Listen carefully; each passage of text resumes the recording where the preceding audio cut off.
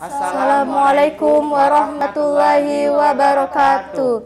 Salam sejahtera untuk kita semua. Kami dari tim Masbinebel Politeknik Negeri Sriwijaya, saya Dinda Apriani, saya Fajar Janiko, dan saya Naila Mencuda. Di sini kami akan menjelaskan strategi perencanaan pemasaran kami yang berjudul Perencanaan pemasaran mobil listrik dengan target pasar keluarga kelas menengah atas.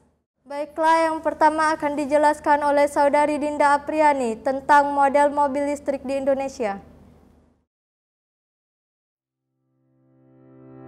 Di masa yang serba canggih saat ini, tak asing bagi kita mendengar produk yang serba smart. Buktinya Indonesia akan menjadi produsen mobil masa depan kelas internasional. Ya, mobil listrik. Mobil listrik kini tengah masuk ke Indonesia melalui kerjasama dengan industri besar di bidang otomotif kendaraan listrik, yaitu Tesla, untuk berinvestasi menanamkan modalnya di tanah air. Pemerintah Indonesia meminta Tesla agar menurunkan harga mobil listriknya setara dengan satu unit Toyota Innova, yaitu sekitar 353 juta rupiah.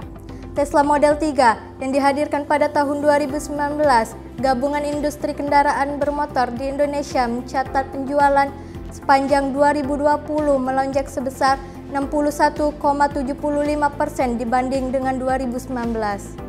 Baiklah, saya akan menjelaskan tentang strategi pemasaran mobil listrik electrified. Perencanaan pemasaran mobil listrik fully electrified yang cocok adalah dengan menerapkan strategi diferensiasi. Lalu, apa sih strategi diferensiasi dari mobil listrik fully electrified ini? Yang pertama yaitu, mobil listrik ini lebih hemat energi dibandingkan dengan mobil yang menggunakan bahan bakar minyak. Keunggulan lainnya yaitu, mobil listrik ini tidak memiliki suara karena ketiadaan mesin. Adapun berbicara soal akselerasi, mobil listrik ini sangat spontan ketika digas. Selain strategi diferensiasi, strategi lainnya yang kami terapkan dalam perencanaan pemasaran mobil listrik fully electrified ini adalah dengan menerapkan strategi STP atau segmenting, targeting, dan positioning. Adapun untuk point segmenting terdiri dari demografis, yaitu kami menargetkan masyarakat dengan umur 20 tahun ke atas yang memiliki pekerjaan dengan pendapatan yang terbilang tinggi. Yang kedua yaitu geografis. Demi menjamin kelancaran proses pemasaran kami, maka kami menargetkan ibu kota di setiap provinsi dengan pusatnya di Jakarta. Dan yang terakhir yaitu psikografis. Untuk psikografis, kami menargetkan konsumen yang peduli akan lingkungan dan hobi dengan dunia otomotif. Adapun poin yang kedua yaitu targeting. Terdiri dari beberapa poin juga, diantaranya profitabilitas. Tentu kami menargetkan profit yang tinggi, tetapi kami akan tetap menjamin kualitas dari produk tersebut. Yang kedua yaitu pertumbuhan. Kedepannya kami akan mengajak masyarakat untuk beralih ke kendaraan yang lebih ramah lingkungan dan hemat energi. Dengan begini akan menimbulkan loyalitas dari konsumen. Dan poin yang ketiga yaitu kemudahan akses. Untuk menjamin kepuasan dari pelanggan, maka kami akan menyiapkan orang-orang yang berkompeten di setiap gerai-gerai yang telah kami sediakan. Adapun poin yang terakhir yaitu positioning.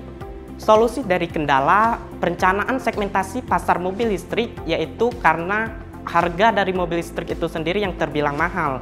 Maka dari itu, perusahaan akan berusaha mencoba menurunkan harga setara dengan Toyota Innova. Dan yang terakhir, kami akan memilih cloud hosting yang terbaik untuk membuat website bisnis.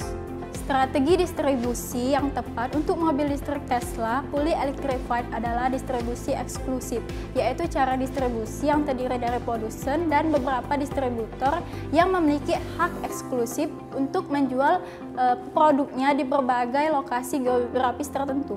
Fungsi saluran distribusi itu terdiri dari 5 macam, yaitu 1. Informasi, kedua promosi, ketiga kontak, keempat penyesuaian, dan kelima adalah negosiasi.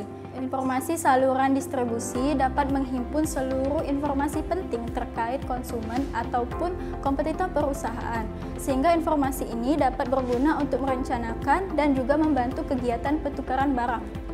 Promosi dalam hal ini berfungsi sebagai penyebaran ataupun pengembangan informasi komunikasi secara persuasif dengan meyakinkan pihak konsumen terkait produk yang ditawarkan. Selanjutnya, kontak saluran distribusi dapat mendorong adanya kepemilikan barang, baik itu melalui badan ataupun pihak pada badan ataupun pihak lainnya. Penyesuaian saluran distribusi dengan melakukan kegiatan pengangkutan ataupun penyimpanan barang dari mulai proses produksi dari bahan baku hingga jadi bahan jadi, maka barang akan sampai ke tangan konsumen akhir dengan baik. Negosiasi saluran distribusi berguna untuk mencoba membuat kesepakatan harga serta berbagai syarat lainnya agar bisa memungkinkan adanya perpindahan hak milik barang. Adapun rekomendasi komunikasi pemasaran yang terintegrasi berdasarkan Consumer Journey Map yaitu sebagai berikut. Apa yang konsumen pikirkan? Mereka menginginkan mobil listrik, kemudian masih melihat-lihat pilihan, lalu mulai mempertimbangkan opsi, tetapi masih ragu-ragu dan kemudian yakin untuk membeli. Kondisi yang kedua yaitu apa tindakan konsumen? Mereka mencari info penjualan mobil listrik di internet, lalu mengklik website yang muncul di halaman internet. Kemudian menjelajah website yang diklik dengan seksama, melihat review di media sosial dan komentar di kolom internet. Dan yang terakhir yaitu mereka mencoba menghubungi owner. Kondisi yang ketiga yaitu apa touch point dari konsumen dengan brand Anda? Yang pertama belum ada, dan kedua hasil pencarian di internet, kemudian hasil dari mengunjungi website, terus media sosial dan kolom komentar di internet, dan terakhir yaitu website. Kondisi keempat yaitu apa yang perlu Anda ubah mengenai langkah ini? Yang pertama yaitu meningkatkan brand awareness dan beriklan yang lebih baik lagi. Kedua, posisi website di internet dan judul yang lebih menarik. Ketiga, tampilan headline dan pemberitahuan promo di halaman awal. Keempat, tampilkan testimoni pembeli. Yang terakhir, permudah transaksi. Untuk kondisi yang kelima yaitu bagaimana menerapkan perubahannya?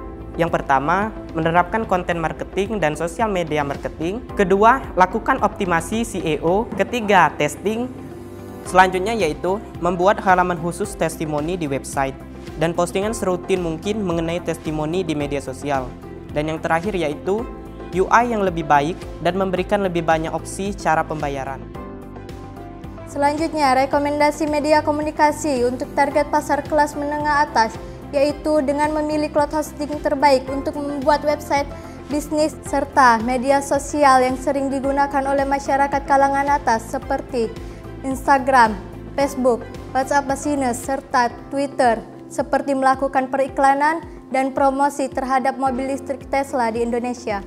Untuk humas itu sendiri yaitu mengedukasi masyarakat tentang keunggulan mobil listrik, dan untuk publisitasnya yaitu mengedukasi masyarakat dan mendekatkan mobil listrik pada masyarakat. Baiklah, kesimpulan dari strategi depresiasi yang kami gunakan sebagai perencanaan pemasaran mobil listrik Tesla adalah merek besutan Elon Musk, yaitu jauh lebih aman karena bisa melakukan pengereman saat terjadi tabrakan. Bahkan beberapa mobil listrik seperti Tesla disebut sebagai yang tercanggih pada saat ini karena teknologi termutakhir yang disematkan seperti fitur autopilot, sensor ultrasonik, 8 kamera surround, dan penggerak semua roda.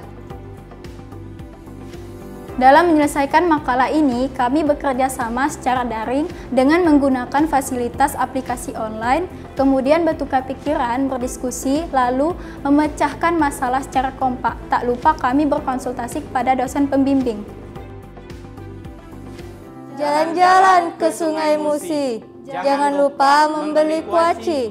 Inilah penampilan dari kami, cukup sekian dan terima kasih. Wassalamualaikum warahmatullahi wabarakatuh.